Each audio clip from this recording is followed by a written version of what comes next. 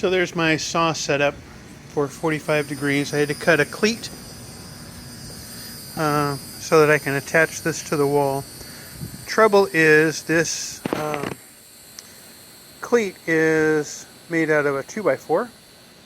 So it's, of course, 2x4s aren't actually 2 inches by 4 inches. They're 1.5 inches by 3.5 inches. So the cleat I need is 1 inch. And I couldn't use 1 inch lumber because that's actually 3/4 of an inch. It's too thin. So I suppose I should start with the beginning. And that is, I bought a headboard. Of course, Karen and I have never officially had a headboard on our bed, I guess since we've been married. It's always just been the wall or some draperies or something like that. So at work they were selling headboards from a renovation of one of the resort hotels. Happened to be the Grand Floridian. So I guess they went through and redid all those. Luckily they had queen size beds in there, which is what we have.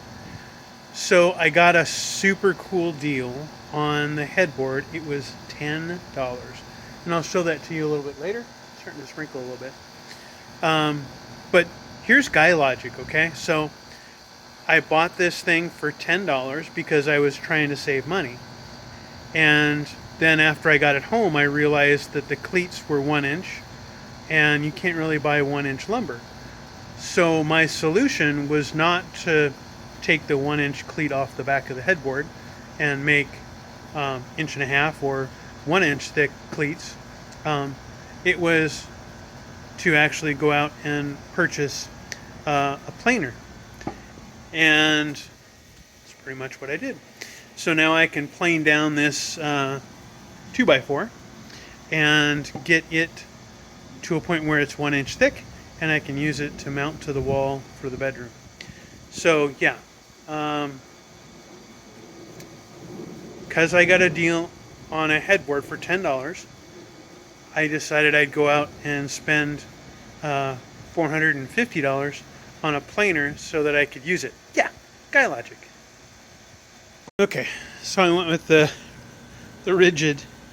I gotta figure out how this thing works. There's like knobs and bells and whistles and all kinds of stuff on it. Repeat a cut, and I don't know.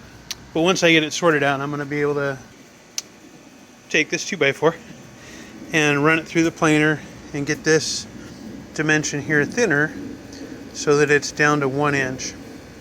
And once I get it to that point, then we should be golden and be able to do it. But yeah, I actually needed a planer for a few things. The nice thing about it is it'll clean off, a bunch of the, like if we've got some reclaimed lumber or things for projects here coming up soon, that'll be good. So it's a good tool purchase, but I had to use guy logic to come up with the funds to do it. So this is the cleat that was already on the headboard, right? So I was trying to match that, so I've done that, but this is the front of that headboard.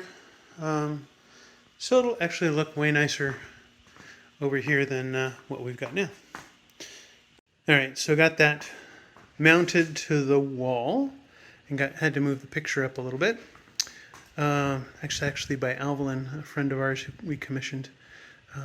Anyway, so I didn't mention that here in Florida, the construction is a little different than California.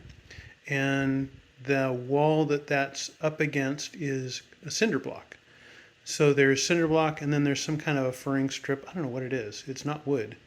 And then they put drywall on that. So when we hang things on the wall on exterior walls, we have to use a masonry bit, drill into the wall, and then use masonry screws to go into those and hang it. So a little bit more of a process, and I didn't have the right length screws, so I had to run to Lowe's to get those. And I was so tired, I just wanted to get the thing hung, so I didn't film all of that. Realizing that filming some of these projects really takes a lot of extra time to do. But anyway, that's the story. Grand Floridian headboard installed, and yay, cool stuff.